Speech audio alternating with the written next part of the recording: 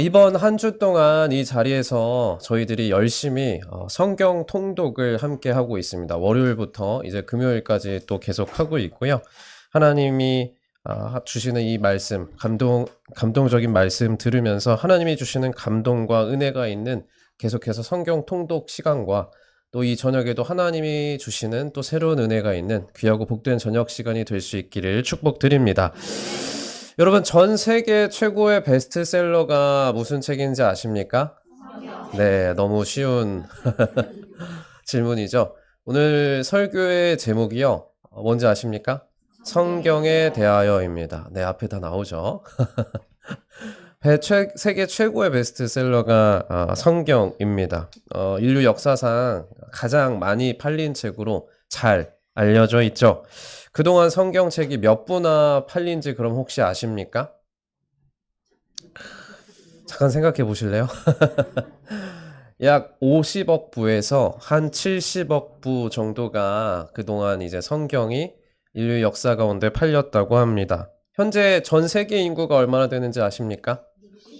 80억 정도 됩니다. 지금은 80억 정도가 된 것을 생각을 해보면요. 거의 이제 전 세계의 모든 인구가 애나 어른이나 할 것 없이 성경책 한 권쯤은 다 개인 소장하고 있을 정도로 참 아주 높은 수치다라는 것을 우리가 알 수 있습니다. 참고로 그러면 성경을 제외하고 그 다음으로 많이 팔린 책이 뭔지는 아십니까? 해리포터 시리즈라고 합니다. 여러분 알고 계셨습니까? 저도 찾아보고 이번에 처음 알았습니다. 이 시리즈가 총 7개, 해리포터 시리즈가 7개의 시리즈로 되어 있어요. 어마어마한 인기를 끌지 않았습니까? 이 7개의 시리즈를 다 합쳐서 총 6억 부 정도가 그동안 판매되었다고 합니다. 우리나라 5천만 인구인 것을 감안하면 5천만 인구의 12배죠. 6억 부라고 해도 이것도 참 대단합니다. 그런데 성경은 그것보다 10배가 더 많이 팔렸다라는 것이죠. 그렇다면 왜 이렇게 사람들은 이 성경책에 왜 이렇게 사람들은 큰 관심을 가지고 성경에 끌렸던 것일까요? 오늘 저희들이 함께 읽었던 이 디모데 후서의 말씀이 그 답을 해주고 있습니다. 모든 성경은 하나님의 감동으로 된 것으로. 모든 성경이 하나님의 감동으로 되었기 때문입니다. 사람은 영적인 존재라고 하죠. 사람이 영적인 존재이기 때문에 영적인 존재인 사람이라면 누구나 영을 만드신 하나님의 말씀인 성경에 본능적으로 끌림이 있다라는 것입니다. 여러분, 그렇다면 이 성경이 하나님의 감동으로 되었다라는 말씀의 의미는 또 무엇일까요? 신약 성경의 언어인 헬라어를 살펴보면요. 하나님의 감동으로 되었다라는 이 단어를 데오푸뉴스토스라는 헬라어를 사용하고 있습니다. 이것은 하나님을 뜻하는 데오스와 호흡하다라는 뜻을 가진 프네오라는 단어의 합성어입니다. 두 단어를 합쳐서 해석을 해볼까요? 결국 성경에 하나님의 호흡, 하나님의 숨을 불어 넣으셨다라는 뜻이 됩니다. 그것이 하나님의 감동으로 되었다. 성경이 하나님의 감동으로 되었다라는 말씀의 의미입니다. 성경을 통하여서 하나님이 살아서 역사하고 계신다라는 의미입니다. 가장 영적인 복음서라고 불리는 요한복음은 1장 1절에서 이렇게 시작하고 있습니다. 우리 한번 같이 읽어보겠습니다. 태초에 말씀이 계시니라. 이 말씀이 하나님과 함께 계셨으니 이 말씀은 곧 하나님이시라. 아멘. 하나님의 말씀이 곧 하나님이시다라고 요한복음은 그 시작부터 우리에게 말씀해 주고 있습니다. 성경의 많은 말씀들이 읽으면서 참 놀랍죠. 어떻게 이런 말씀이 있나? 특별히 그런데 요한복음 1장 1절 말씀은 읽을 때마다 어떻게 이런 생각과 이런 글이 나올 수 있는지 참 놀라운 말씀이다라는 생각이 읽을 때마다 들곤 합니다. 그리고 이 생각은 단순히 요한복음의 저자인 사도 요한의 생각이 아니라 요한에게 하나님의 영감을 불어넣어 주신 하나님의 말씀임을 믿습니다. 또한 베드로후서 1장 20절과 21절 말씀은 이렇게 말씀합니다. 함께 읽겠습니다. 먼저 알 것은 성경의 모든 예언은 사사로이 풀 것이 아니니 예언은 언제든지 사람의 뜻으로 낸 것이 아니요 성령의 감동하심을 받은 사람들이 하나님께 받아 말한 것임이라. 아멘. 베드로 사도 또한 성경에 기록된 모든 예언이 사람의 뜻대로 기록된 것이 아니라 성령의 감동을 받아 하나님의 말씀을 기록한 것임을 이 베드로 사도도 증거하고 있습니다. 이처럼 성경은 곳곳에서 사람들이 자신들의 생각대로 자신들의 마음대로 성경을 기록한 것이 아니라 하나님의 감동하심에 따라 사람의 마음과 생각을 하나님이 주장하셔서 기록된 하나님의 말씀임을 곳곳에서 증거하고 있다는 것입니다. 1800년대를 살았던 영국에 제임스 심슨이라는 의사가 있었습니다. 산부인과 의사였죠. 산부인과 의사이자 또 에딘버러 의과대학의 교수였던 이 제임스는 출산 과정 중에 산부인과 의사니까요. 아이 낳는 그 고통, 산모의 고통을 옆에서 절절하게 지켜보았습니다. 그리고 자연스럽게 어떻게 하면 산모들이 출산 과정 중에 겪는 이 엄청난 고통을 자신이 의사로서 좀 덜어줄 수 있을까 하는 실제적인 고민을 하게 됩니다. 그러한 고민을 하던 중에 이 제임스는 창세기 2장 21절에서 23절까지의 말씀을 깊이 묵상하게 됩니다. 이 말씀 함께 읽어보겠습니다. 여호와 하나님이 아담을 깊이 잠들게 하시니 잠들매 그가 그 갈빗대 하나를 취하고 살로 대신 채우시고 여호와 하나님이 아담에게서 취하신 그 갈빗대로 여자를 만드시고 그를 아담에게로 이끌어 오시니 이르되 이는 내 뼈 중에 뼈요 살 중에 살이라 이것을 남자에게서 취하였은즉 여자라 부르리라 하니라. 아멘. 네, 여러분 의사인 제임스의 생각으로는요. 이 사람의 몸에서 아담의 몸에서 갈비뼈 하나를 빼내는 수술 어마어마하게 큰 수술이었습니다. 현대가 아니라 1800년대라고 또 생각을 해보면 그 수술은 어마어마하게 더 느껴졌을 것입니다. 그런데 하나님께서 수술하신 이 아담은 갈비뼈 하나를 빼내는 어마어마한 수술을 했음에도 불구하고 잠에서 깨어나서 전혀 아파하지 않는 것입니다. 대신 깨어난 아담은 뭐라고 합니까? 눈앞에 새롭게 놓인 한 여인을 바라보며 너는 나의 뼈 중에 뼈요 살 중에 살이로다. 사랑에 빠지게 됩니다. 아프기는커녕 사랑에 빠지게 되었다라는 것이죠. 아담이 무려 갈비뼈를 빼내는 큰 수술을 했는데 그가 전혀 아픔을 느끼지 않더라라는 것입니다. 이 말씀을 접한 제임스는 하나님이 그렇게 아담을 수술하셨던 것처럼 어떻게 하면 환자를 잠재운 채로 무사히 이 수술을 끝마칠 수 있을까 하는 실제적인 고민에 빠지게 됩니다. 이거 참 보통 사람이 여러분 창세기 읽으시면서 아담과 하와의 이야기 읽으시면서 이런 생각 해보신 분 있으세요? 저 한 번도 못 해봤습니다. 뭐 이런 거 한 번도 생각을 못 해봤는데 이번에 이제 그런 생각을 했다라는 것이죠. 제임스의 이 생각조차도 그래서 하나님이 참 하나님의 감동하심으로 이런 생각을 불어넣으셨구나 라는 생각이 설교를 준비하면서 들었습니다. 아무튼 제임스는 이 고민을 생각 차원에서 멈추지 않았습니다. 끊임없이 연구하고 끊임없이 도전하여서 마침내 새로운 의약품을 발견하게 되죠. 그 의약품이 바로 마취제였습니다. 1847년에 제임스는 클로로포름이라는 화학 물질을 사용하여서 이 산모들에게 무통분만이라고 하죠. 하기 좋은 마취제를 개발하는데 성공을 하게 됩니다. 1852년에 이 영국 빅토리아 여왕이 왕자를 이 마취제 클로로포름을 사용을 해서 낳기도 하였습니다. 의학계에서 아주 획기적인 발견이었다라고 하죠. 시간이 흘러 이 제임스 의사도 나이가 들어서 이제 죽어가는 나이가 됐어요. 그때 제임스의 제자들이 찾아와서 그에게 묻는 거죠. 선생님, 평생 동안 의사로서 최선을 다하셨고, 의학계의 발전에도 너무나 많은 공헌을 하셨는데, 그 중에 가장 위대한 발견을 꼽으라고 한다면, 선생님께서는 이 노년기에 무엇을 꼽으시겠습니까? 라고 물었습니다.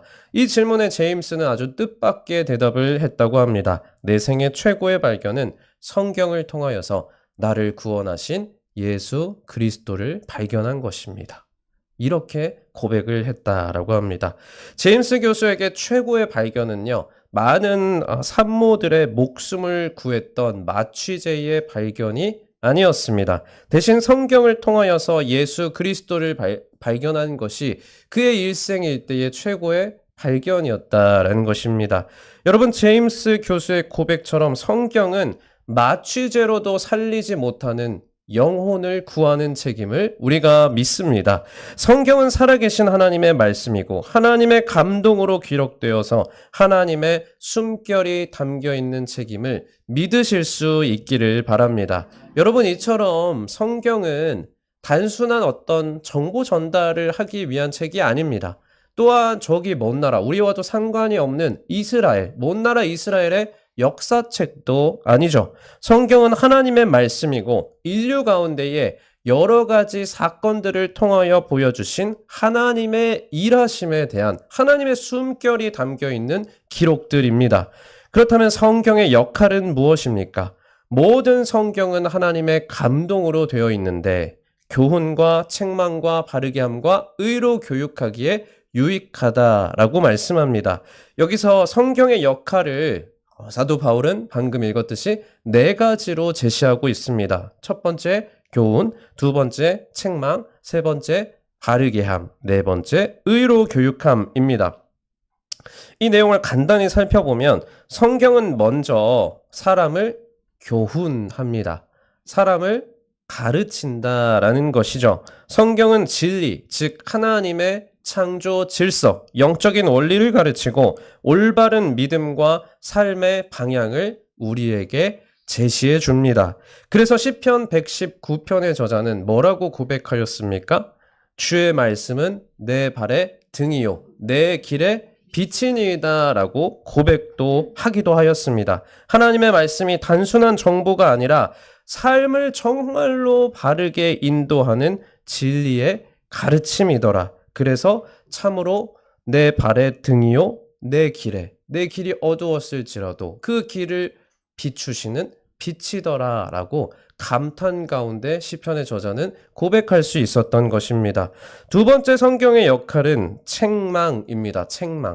책망은 단순히 우리가 화가 나서 어떤 아랫사람을 가르치고 그러는 혼을 내는 것이 아닙니다. 대신 하나님의 말씀에 비추어서 죄나 잘못을 지적하고 하나님의 말씀에 비추어서 잘못을 깨닫게 하는 것이 바로 책망입니다. 우리가 잘 알고 있는 다윗, 이 다윗이 밧세바와 간음 사건이 있지 않았습니까? 그리고 나서 그의 남편인 우리아까지 죽게 만들었을 때 나단 선지자가 찾아와서 다윗을 책망하였습니다. 나단이 단순히 이 왕에게 왕이시여 어떻게 당신이 그럴 수 있습니까? 그냥 도덕적으로 책망한 것이 아니었습니다. 대신 비유를 들어서 하나님의 말씀과 하나님의 뜻을 깨닫게 했죠. 그제서야 다윗은 하나님의 말씀을 통하여서 하나님의 뜻을 깨닫고 정신을 차리고 하나님 앞에 엎드려서 회개하게 됩니다. 이것이 디모데 후서가 말씀하고 있는 하나님의 말씀의 두 번째 역할인 책망입니다. 세 번째 성경의 역할은 바르게 함입니다. 예수님의 수제자였던 베드로는 예수님이 십자가를 지시기 직전에 예수님을 3번이나 부인합니다. 그리고 베드로 좌절감과 패배감에 쌓여서 이제 십자가를 지시고 예수님이 죽으시고 난 뒤에 좌절감과 패배감에 휩싸여 있었습니다. 하지만 부활하신 예수님이 이제 베드로 앞에 나타나셨죠. 그리고 베드로를 찾아가셔서 뭐라고 말씀하십니까?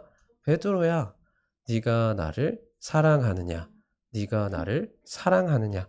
네가 나를 사랑하느냐? 이렇게 3번이나 물으셨습니다. 베드로가 뭐라고 대답했죠?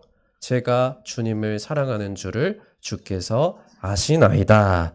그렇게 베드로의 대답을 들으시고는 예수님께서 내 양을 먹이라 말씀하시면서 베드로를 다시 사도로 세워주십니다.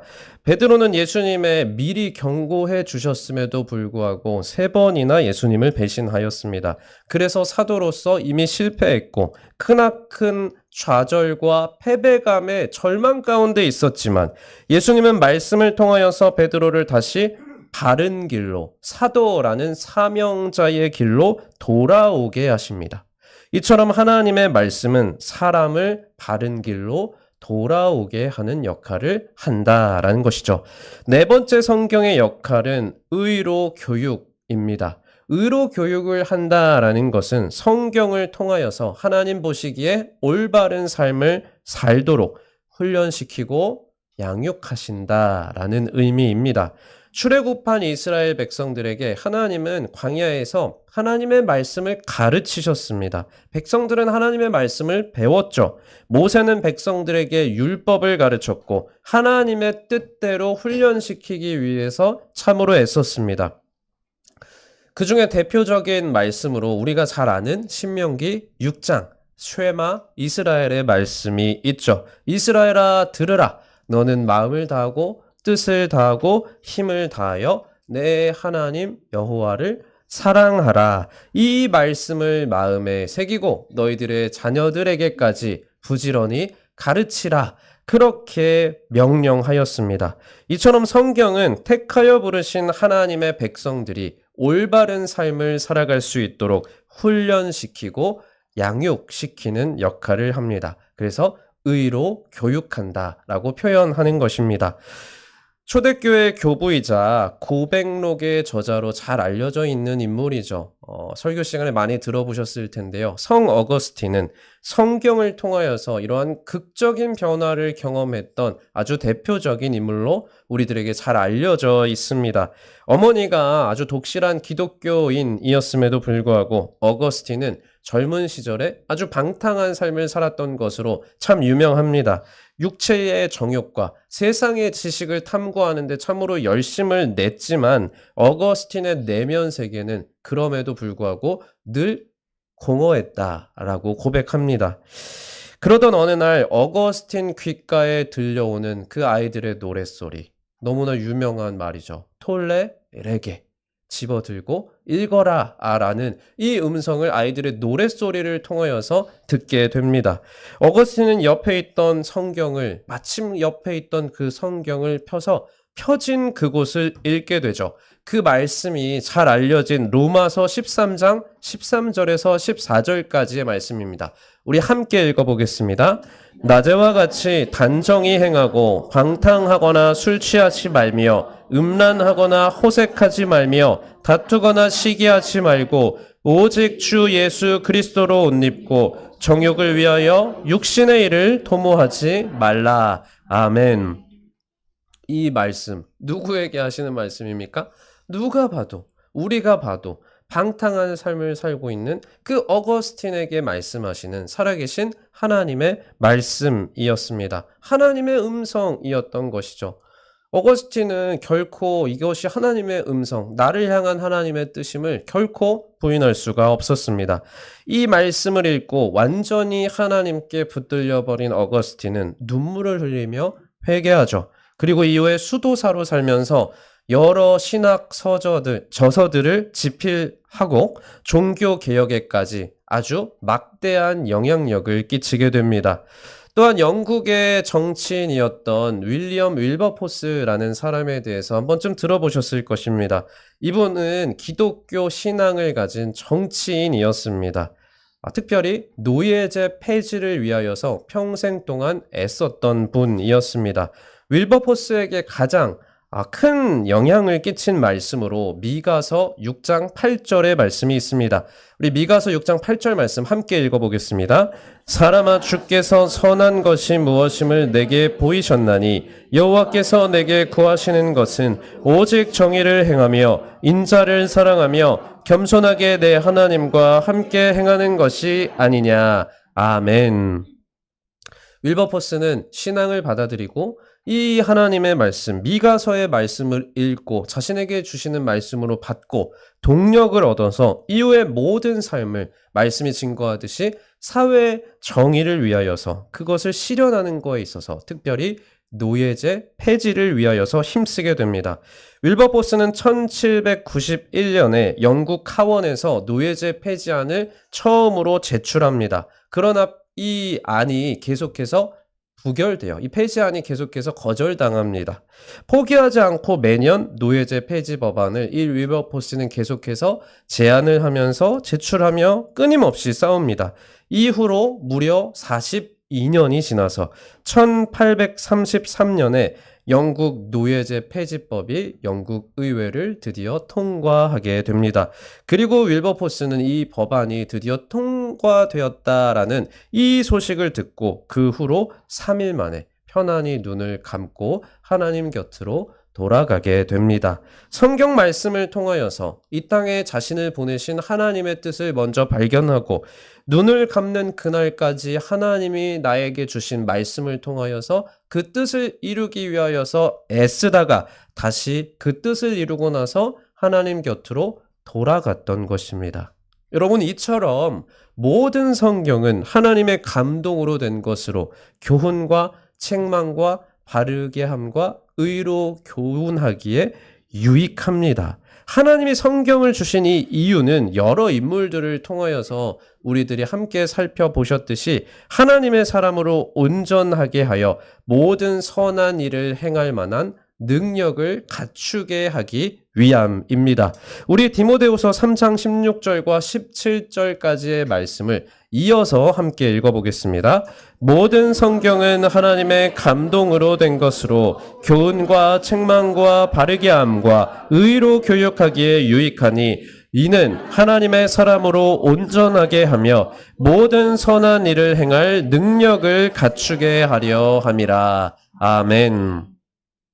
저희들은 여태까지 이 방금 읽으신 디모데후서 3장 16절과 17절 말씀, 너무나 잘 아시는 말씀이죠. 이 말씀이 어떤 의미를 담고 있는지 함께 살펴보았습니다.